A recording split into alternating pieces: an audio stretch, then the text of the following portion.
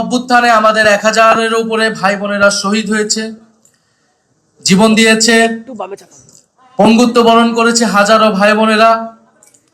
তাদেরই আত্মত্যাগকে আমরা বৃথা যেতে দিব না। জুলাই গণ অভ্যুত্থানের পরে এটাই ছিল আমাদের কমিটমেন্ট যে বাংলাদেশকে আমরা সংস্কার করব, জুলাই গণহত্যার বিচার আমরা নিশ্চিত করব এবং বাংলাদেশের অর্থনৈতিক বৈষম্য সেটা আমরা দূর করব। সেই বাংলাদেশপন্থী রাজনীতিকে ধারণ করে জাতীয় ছাত্র শক্তি এবং জাতীয় নাগরিক পার্টি এনসিপির পদচারণা শুরু হয়। আমাদের প্রত্যেকেরই শুরুটা হচ্ছে বৈষম্য বিরোধী ছাত্র আন্দোলন থেকে। বৈষম্য বিরোধী ছাত্র আন্দোলন আমরা যখন গণ অভ্যুত্থান করেছিলাম, আমরা একটা কথা খুব স্পষ্টভাবে বলেছিলাম যে আমরা পুরনো রাজনৈতিক বন্দোবস্তের পতন চাই, আমরা শুধু শেখ হাসিনার পতন চাই না। আমরা তো শেখ হাসিনা সরকারের পতন অবশ্যই চাই, পাশাপাশি আমরা রাষ্ট্র সংস্কার করতে চাই, এমন একটা বন্দোবস্ত প্রতিষ্ঠা করতে চাই যেখানে বারবার বাংলাদেশকে স্বৈরতন্ত্রের কবলে পড়তে হবে না। বাংলাদেশকে বারবার বাংলাদেশের ছাত্র জনতাকে রাজপথে এসে জীবন দিতে হবে না। এদেশের মানুষের বৈষম্য দূর হবে, এদেশের মানুষের অধিকার নিশ্চিত হবে, এদেশের স্বাধীনতা, সার্বভৌমত্ব এবং জাতীয় মর্যাদা নিশ্চিত হবে। বাংলাদেশ কারো তাবেদার রাষ্ট্রে পরিণত হবে না। এই ছিল আমাদের গণ অভ্যুত্থানের আকাঙ্ক্ষা এবং কমিটমেন্ট। এবং বাংলাদেশে এই গণ অভ্যুত্থানে সবচেয়ে বড় ভূমিকা রেখেছে বাংলাদেশের ছাত্র সমাজ। বাংলাদেশের এই জাতীয় ইতিহাস যদি আমরা দেখি, বাংলাদেশ বারবার যখন সংকটে পড়েছে, বাংলাদেশের মানুষের পক্ষে, এই রাষ্ট্রের পক্ষে এসে দাঁড়িয়ে দিয়েছে কারা? ছাত্ররা, বিশ্ববিদ্যালয়ের ছাত্ররা, স্কুল কলেজ মাদ্রাসার ছাত্ররা। কিন্তু বারবার ছাত্রদের সাথে প্রতারণা করা হয়েছে। আমরা 90-এর গণ অভ্যুত্থানে দেখেছি, 90-এর গণ অভ্যুত্থানে কিন্তু ছাত্ররাই সম্মুখ সারিতে থেকে স্বৈরাচারের পতন ঘটিয়েছিল। কিন্তু 90-এর গণ অভ্যুত্থানের পরে এদেশের রাজনৈতিক দলগুলো ছাত্র সমাজের সাথে প্রতারণা করেছিল। আমরা একই জিনিস দেখতে পাচ্ছি 24-এর গণ অভ্যুত্থানেও। 24-এর গণ অভ্যুত্থান করেছে ছাত্ররা, জীবন দিয়েছে সাধারণ মানুষ, কিন্তু তার ফল ভোগ করছে এখন নানান রাজনৈতিক শক্তিরা। এবং আমরা দেখছি যে বাংলাদেশে আমাদের যে দাবিগুলো ছিল, সংস্কার, বিচার, অর্থনৈতিক লুটপাটের বিচার, ফ্যাসিবাদ এবং আধিপত্যবাদের কবর রচনা করা, সেই সব কিছুকে তোয়াক্কা না করে যারা সরকার দলে রয়েছে তারা জনগণের বিরুদ্ধে আবার অবস্থান নেওয়ার চেষ্টা করছে। যেদিন শপথ নেওয়া হলো, শপথের প্রথম দিনই আমরা দেখলাম তারা শপথ গ্রহণ করলেন না। সংস্কার পরিষদের সদস্য হিসেবে তারা শপথ গ্রহণ না করে গণভোটে গণরায়ের বিরুদ্ধে অবস্থান নিল। যেখানে এই নির্বাচন হয়েছে, গণভোট হয়েছে, গণভোটে যে আদেশ, সে আদেশে স্পষ্টভাবে বলা আছে একই দিনে শপথ নিতে হবে। কিন্তু তারা আওয়ামী লীগের মতোই সংবিধানের দোহাই দিয়ে এই সংস্কার পরিষদের শপথ নেওয়া থেকে বিরত থেকেছে। যদি সংস্কার পরিষদের সদস্য হিসেবে তারা শপথ না নেয়, তাহলে এই জাতীয় সংসদের আসলে এক আনা মূল্যও নাই। কারণ বাংলাদেশের মানুষ আমাদেরকে ভোট দিয়েছে, গণভোটে হায়ের পক্ষে ভোট দিয়েছে সংস্কারের জন্য। এটা শুধু জাতীয় সংসদ হওয়ার জন্য নির্বাচন হয় নাই, এই নির্বাচন হয়েছিল সংস্কার পরিষদ হিসেবে এটাকে কার্যকর করার জন্য। আমরা দ্বিতীয়ত দেখতে পাচ্ছি তারা বিচার প্রক্রিয়ায় হস্তক্ষেপ করলো। তারা কোনো কারণ ছাড়াই, কোনো অভিযোগ ছাড়াই ট্রাইব্যুনালের যিনি প্রসিকিউটর ছিলেন, চিফ প্রসিকিউটর, তাকে সরিয়ে দিলেন। এবং বিচারে নানা ধরনের হস্তক্ষেপের কথা আমরা শুনতে পাচ্ছি। যারা ভিকটিম ছিল, যারা সাক্ষ্য দিয়েছে নিজে উৎসাহ থেকে, তাদেরকে নানাভাবে চাপ প্রয়োগ করা হচ্ছে এবং তারা নানান হুমকির মুখে আছে। ফলে আমরা খুবই সন্দিহান যে বিচার প্রক্রিয়াও সুষ্ঠুভাবে এই সরকারের আমলে হবে কিনা, সেটা নিয়ে আমাদের মনে, জনগণের মনে সন্দেহ তৈরি হয়েছে। তৃতীয়ত আমরা দেখছি, আপনারা দেখেছেন যে বাংলাদেশ ব্যাংকের গভর্নরকে কিভাবে নির্লজ্জভাবে মব তৈরি করে অগণতান্ত্রিকভাবে বাংলাদেশ ব্যাংক থেকে সরিয়ে দিয়ে একজন ঋণ খেলাপি একজন ব্যবসায়ীকে বাংলাদেশ ব্যাংকের গভর্নর হিসেবে নির্লজ্জভাবে বসানো হয়েছে। বাংলাদেশে বিগত সময়ে প্রায় 30 লাখ কোটি টাকা লুটপাট করা হয়েছে, বিদেশে পাচার করা হয়েছে। এই গণ অভ্যুত্থানের পরে অন্তর্বর্তী সরকার নানান ব্যর্থতা এবং সীমাবদ্ধতা সহ এই অন্তর্বর্তী সরকারের গভর্নর চেষ্টা করে যাচ্ছিল সেই লুটপাটের টাকাগুলোকে ফেরত আনার, এবং এই লুটপাটের টাকার সাথে যারা জড়িত, এই লুটপাটের সাথে আওয়ামী লীগের ফ্যাসিস্টের সাথে যারা ব্যবসায়ী এবং আমলা রয়েছে তাদেরকে বিচারের আওতায় আনা।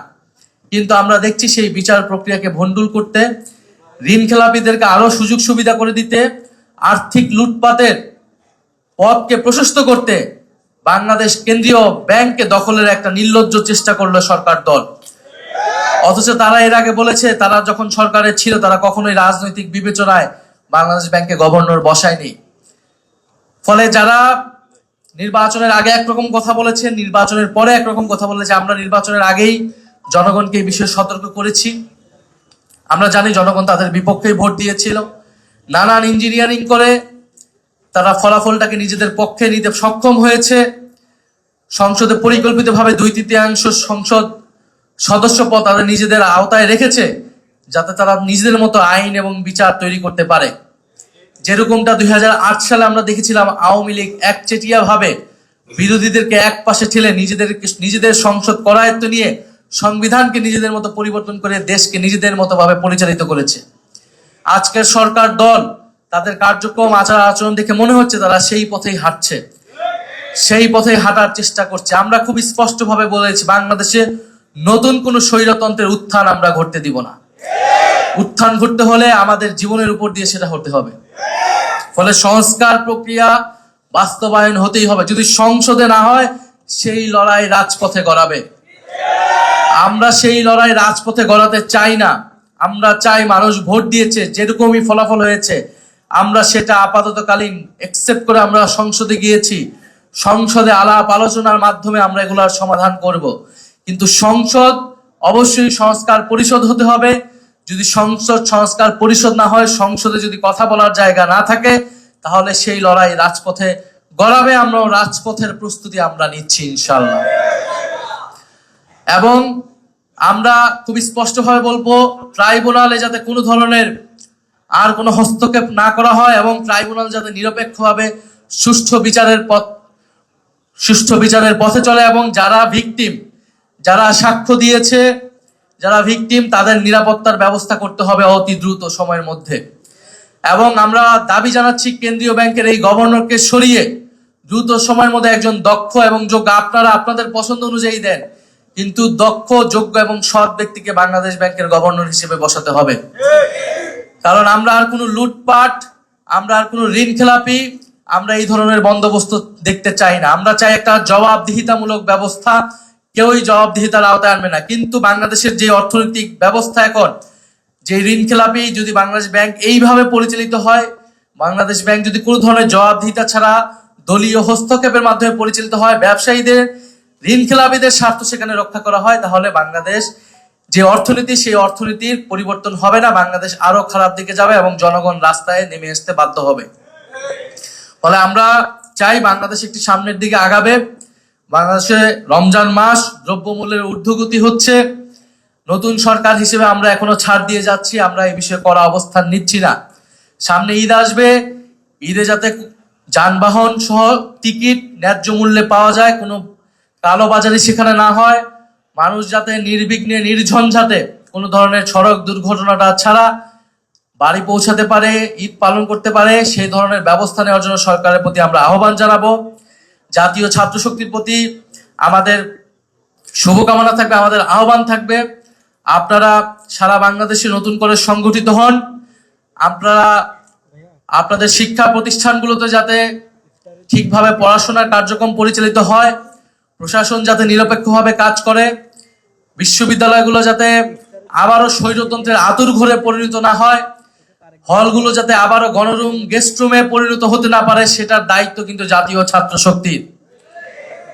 জাতীয় ছাত্র শক্তির গণ অভ্যুত্থানের আকাঙ্ক্ষাকে ধারণ করে বাংলাদেশের শিক্ষার্থী সমাজের পাশে তাদের অধিকারের পক্ষে থাকবে।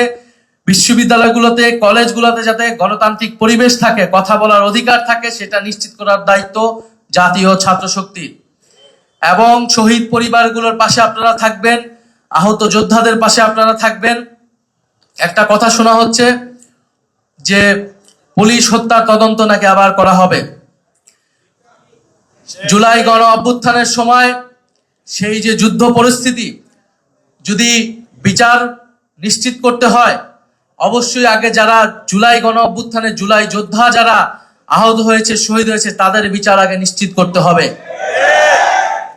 পুলিশ বাহিনীকে আমরা, সমগ্র পুলিশ বাহিনী কিন্তু দায়ী ছিল এই অপরাধের জন্য, এই গণহত্যা সংঘটিত করার জন্য। কিন্তু আমরা সমগ্র পুলিশ বাহিনীকে কাঠগড়ায় দাঁড় করিয়ে নেই। আমরা বলেছি যারা অভিযুক্ত ব্যক্তি শুধু তাদেরকে আমরা বিচারের আওতায় আনবো, আর পুরো বাকি পুলিশ বাহিনী যাতে সংস্কারের মধ্য দিয়ে জনগণের পক্ষের বাহিনী হিসেবে আবার কাজ করে। ফলে এই মীমাংসিত বিষয় নিয়ে যদি আবার বিতর্ক তৈরি করা হয়, তাহলে জনগণ বাধ্য হবে রাজপথে নামতে।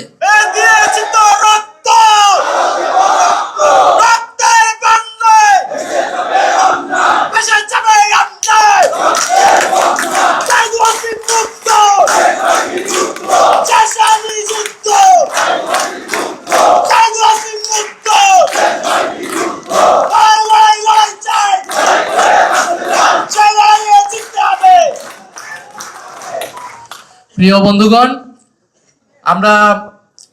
আমরা আবারও শীঘ্রই সারা দেশে যাব জাতীয় নাগরিক পার্টি এনসিপির পক্ষ থেকে। আমরা সকল শিক্ষার্থীদের সাথে কথা বলবো, কারণ আমরা মনে করি এনসিপির জার্নিটাই হয়েছে ছাত্র আন্দোলনের মধ্য দিয়েই।